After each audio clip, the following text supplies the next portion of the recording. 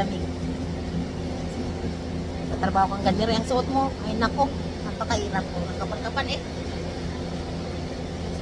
Gaganto tayo at napakalamig sobra. Mga kilos na matiko. So, di ba para ka lang.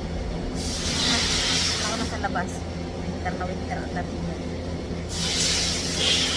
Ito nga trabaho sa kabilang dulo. Yan. Ito ay. Ito ako nga trabaho. Harap natin yung heater ko. Hindi naman naabot doon ng heater eh. Maganda lang itong heater na ito kapag nasa kwarto ka. Kaya nasa ganitong open ay nako. Kung hindi ka madikit ay hindi ka maiinitan. Walay. Gawa ng heater ko sa company hindi ko alam kung may heater bagay ito. Napakalamig. Yun na ang mga guys. Nabalita ko lang ang aking nararamdaman. Ganong lamig guys. Kaya sama-sama tayong lamig. Damayan niyo ako guys.